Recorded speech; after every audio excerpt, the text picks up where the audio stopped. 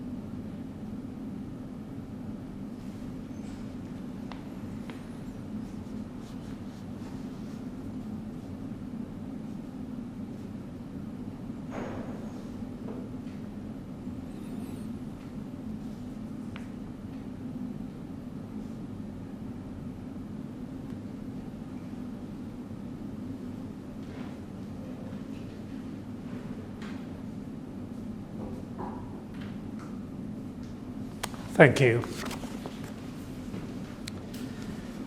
Before I invite Patrick to formally open the exhibition, I'd like to mention that we have had a few apologies from members of the APPG for Eritrea. From Lord Alton of Liverpool, Fiona Bruce MP, Neil Coyle MP, and Leila Moran MP. We thank all members of the APPG for their commitments and the hard work that they do to highlight the long suffering of the Eritrean people. Patrick Grady, to my left, is a Scottish National Party MP for Glasgow North, serving as MP since 2015, winning 3 times. He is a vice chair of APPG for Eritrea and has been a member of the group since its formation in 2016. Patrick has served as the SNP's spokesperson for international development and has worked in a range of policy and campaigning positions in the charity and the public sector. This week, Patrick tabled an early day motion in Parliament to mark tomorrow's 20th anniversary of the September 2001 crackdown in Eritrea. Patrick, thank you.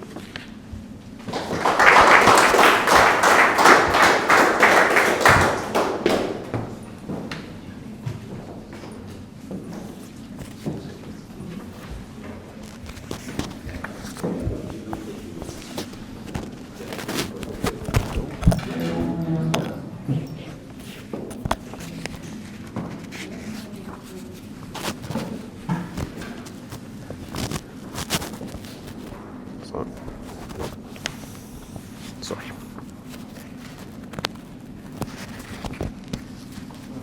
Got it. There we go. That's it. Okay. There we go. Okay. Thank you. Thank you very much, Abdi, for that kind introduction. I'm very grateful to Eritrea Focus, PEN and Amnesty for the invitation. Very honoured, in fact, and privileged for the invitation, not just to join this event, but to help launch the exhibition that we can all see around us. As Abdi said, it's been curated to mark the 20th anniversary of the clampdown of press freedom in Eritrea and the disappearance of the journalists and political activists. The actions of the Eritrean government that day, the 18th of September 2001, came at the end of the border war with Ethiopia. And all independent media outlets were banned, dozens of journalists and activists were rounded up and incarcerated, and most of them, as everyone in this room knows, have not been heard from since. But their cause is kept alive in the campaigns for their freedom, and in the evidence of those campaigns we can see all around us. It's a tragedy that a country which is so full of potential, is the location of human rights abuses that continue on an almost unimaginable scale, even to this day. And everyone in this room is aware of that. The point of this exhibition and the work of organisations like PEN, Eritrea Focus and Amnesty International is to make sure that there is wider public awareness of what is happening in the country, and that there is pressure on the UK and other Western governments to take action. All of the people that are commemorated, remembered, struggled for in these photographs and panels around us, all fought for basic freedoms of human rights and freedom of expression that many of us in the UK take for granted. Well, what is the point of us having freedom of expression and a free-ish press and democratic participation here in the UK? What's the point in having this kind of technology and little technology errors like that if we can't use that to raise awareness and fight for justice for people who don't enjoy those freedoms? Why should maybe some people would ask that, why should governments take action? Indeed, why should individual MPs, like those of us on the all-party parliamentary group in Eritrea, take an interest? That includes the MPs that Habti gave apologies for. It includes my colleague Brendan O'Hara, who's here, another SNP MP. It includes Jeremy Corbyn, who is the MP for this constituency, who co-sponsored the early day motion, and he also sends his apologies. I spoke to him about this event the other day, and everyone knows he is a real champion of these causes. But why should individual parliamentarians and the APG as a whole take this kind of cause up?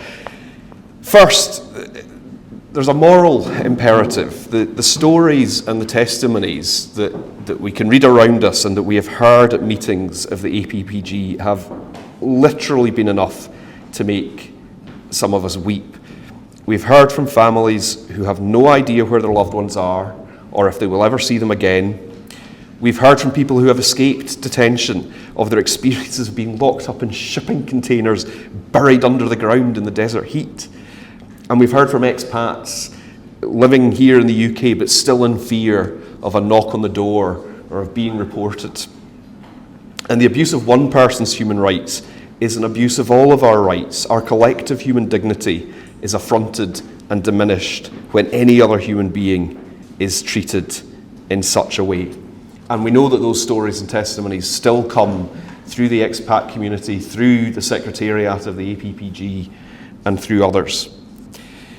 There's a political imperative as well. My job is to represent everyone who lives in Glasgow North, no matter where they came from or how they got there. And Glasgow and so many other cities, this part of the world undoubtedly, very proud to welcome refugees. And Eritrea is one of the biggest countries of origin for refugees and asylum seekers anywhere in the world. Perhaps as much as 1/4 of the country's population have left the country. And it's because members of the Eritrean community, it was a guy called Mulugeta Agstom, who I think is in London. I wondered if he might be here this evening, but I don't think he is. He came to me as a constituent when he lived in Glasgow. And because of their allies in the wider community, like Martin Plout, who's here today, and Alec Jackson from Amnesty International, who is also a fellow Glaswegian, have made a point of seeking out their members of Parliament, that our awareness of the situation in Eritrea has grown and our willingness to speak out has grown. And there's an imperative for justice and for the benefits of peace, because just as we all suffer in some way if there's war and violence, so we can all benefit if there's stability and peace.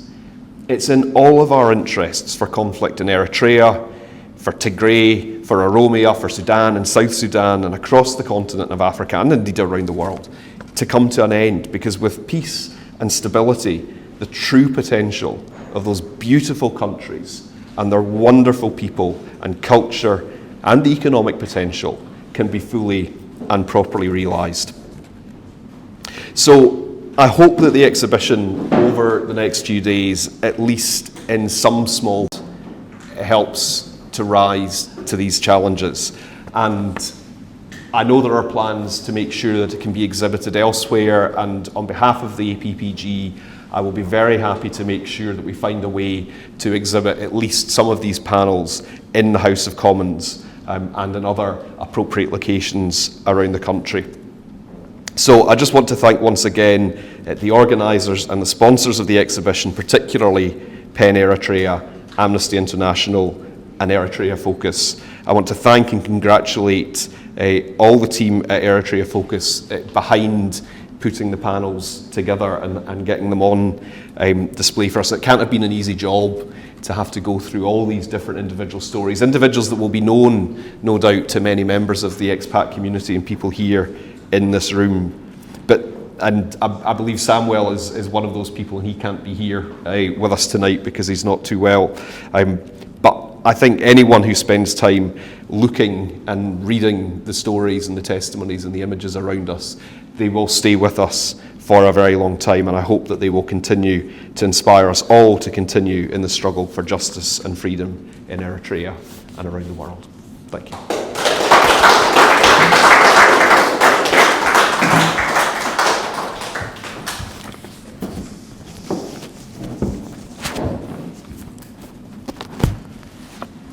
Patrick, thank you very much.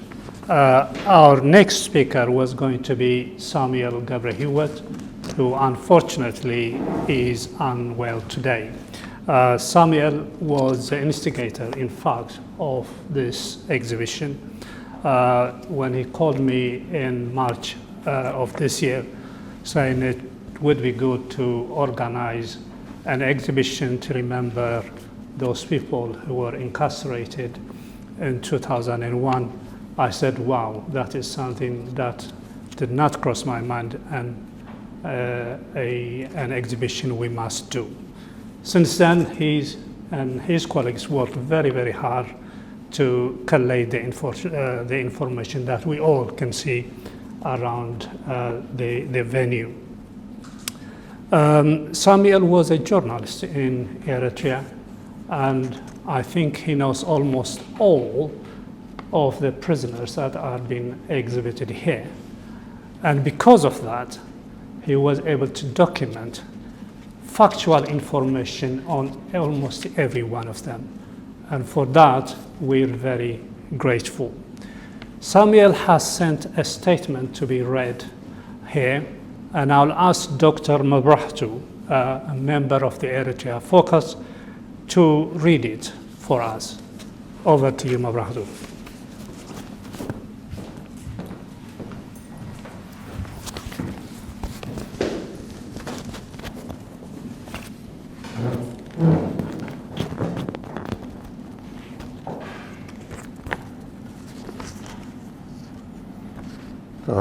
Thank you very much. Thank you, Hatte. Thank you, Paul, Patrick. This is not my speech. As Hatte mentioned, it is Samuel's. And also, as Hatte said, Samuel has been very instrumental in organizing this exhibition. And this morning, he informed us that he couldn't be here because he is under the weather, as they say in this country. So I'll just read his statement. Honorable guests, ladies and gentlemen, it's with great sadness that we are assembled here to honor and remember the disappearance of brave citizens who were detained arbitrarily 20 years ago. These victims of injustice dedicated their lives for independence, freedom, justice, and democracy. Their dream was to create a state where violation of human rights, arbitrary detention without trial, and disappearance would be relegated to the dustbin of history. Unfortunately, Eritrea has become a broken and crumbling hell where every able citizen runs away from. We are assembled here today not only to pay tribute to our noble and courageous citizens for their sacrifice and contributions, but also to commit ourselves to pursue the noble causes they fought for, as well as to pledge that we shall not rest until their dreams come true. This must be a collective commitment of all agents of change within and outside Eritrea.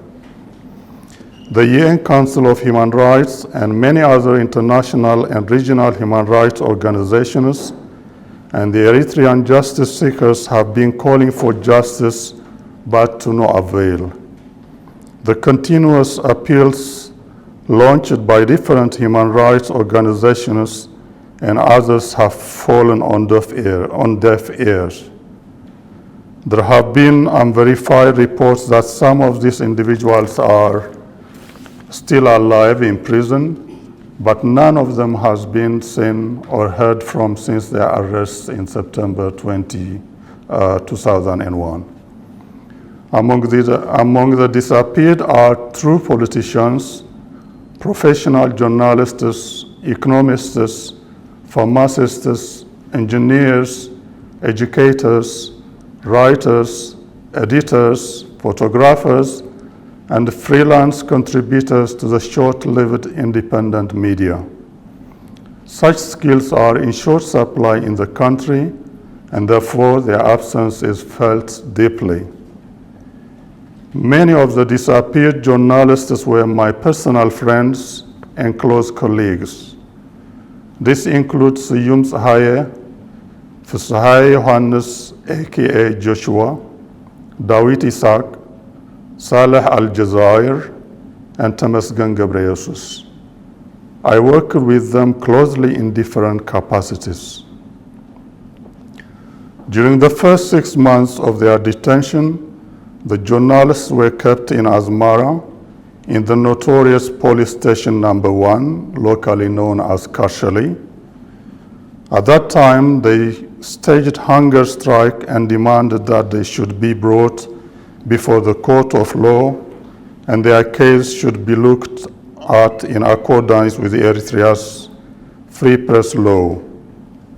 Not only did the government ignore their plea, but they were transferred to the notorious dungeon of Eritrea, where the 11 members of the G15 and other patriotic freedom fighters were held.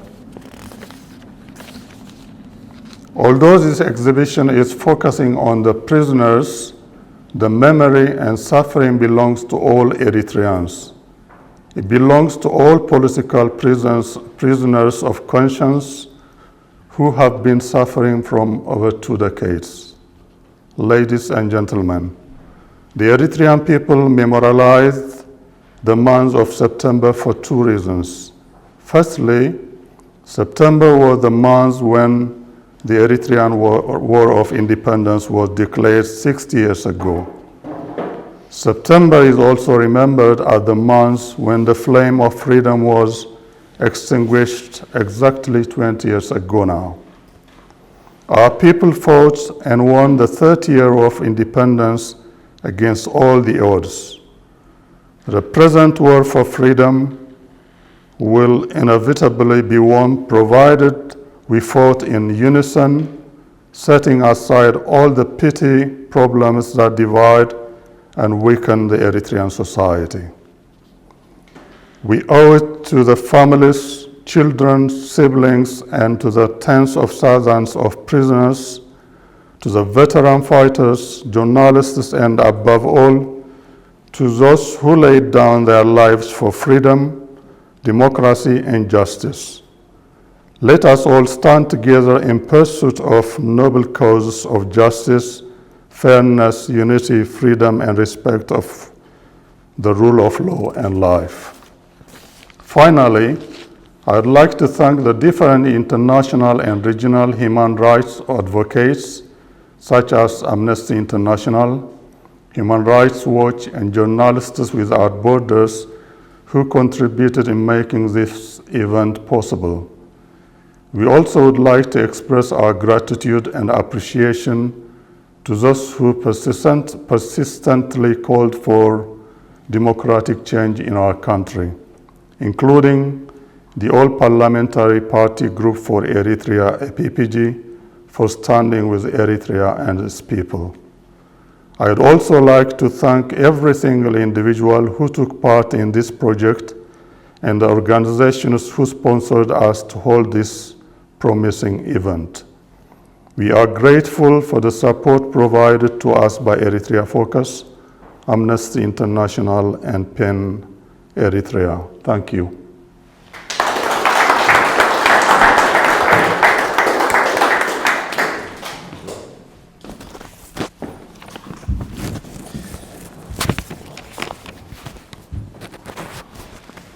Mobrahatu, thank you, and do please pass our thanks to Samuel.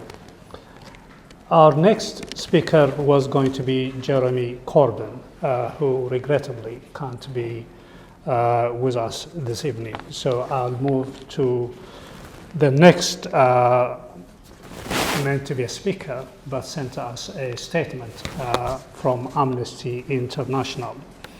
As I said in my introduction, Amnesty International played an active role in organizing this exhibition, but are unable to attend today's event. Instead, they have sent a statement which they asked me to read. The statement reads as follows: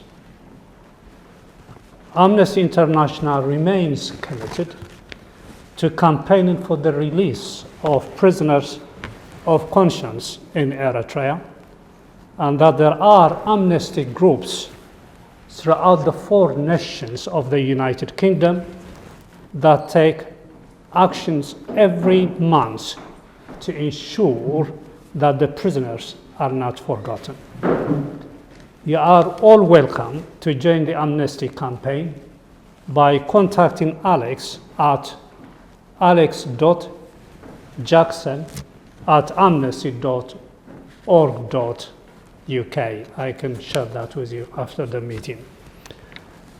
Alex Jackson is Amnesty International's Eritrea desk officer. In the 1990s, Alex spent some time in Eritrea and made many friends whom he stays in touch to this day. Alex writes, one of the prisoners was a personal friend of mine in Eritrea. Dawit Habte Mikhail, you will see behind me. Okay. An exceptionally fine young man. His daughter was born 2 months after Dawit disappeared into the Gulag. Her father would have been very proud of her. Alex has written 2 poems about Dawit. The first, titled 10 times 2, and reads, "It's 2021, coronavirus lockdown, no travel, no visiting, no hugging, no theater, no cinema, no pubs, no parties. It has been like 2 years in prison. Thank goodness for the birds and the flowers, the trees and the open sky, for phones, emails, and Zoom, and time for memories. So many memories of traveling and freedom, of family and friends at home and abroad. Tracy in Damun, Tom in Dorridge, Lydia in Russia, Lorenzo in Rome, Dolly in Ireland, Dawit in Eritrea. Dawit, I remember you so well. So happy to have known you. Proud to be called your friend. Laughing and dancing at the nightclubs. Intense discussions about your beloved country. Editing maqalih to help liberate the people. It was 2001. Arrested and disappeared. The president's order, 20 years with no birds or flowers, no trees or open skies, no family or friends. 10 times 2 equals infinity. Alex Jackson. Alex gives a footnote about Maqaleh, which means echo. It was a privately owned newspaper in Eritrea. Dawit Habte Mikhail was the co-editor. Dawit was arrested on the 24th of September 2001. He was never charged with any offense or faced any court. No news of his condition, including whether he is still alive, has been given to the family or friends over the past 20 years. The second poem, which is very brief but hard-hitting, is titled David and Isaias and reads, "Disappeared, a fact too fearful. The president, a heart too hard." Thank you, by Alex Jackson. That brings to more or less a close the opening session. In conclusion, I would like to thank our international friends for your enduring and unceasing support. We are really grateful for all that you do for us as the Eritrean people. And to my fellow Eritreans, and as we know from our long and bitter armed struggle for independence, I say, freedom is not free. With that, I would like to bring the opening session to a close. The venue will remain open until 7 p.m. and do please stay as long as you can. The exhibition will open from 8:30 a.m. to 4:30 p.m. tomorrow, Saturday and Sunday. And there are leaflets to take away with you to give to friends. And please do spread the word around. We want people to know what is happening in Eritrea. I thank you.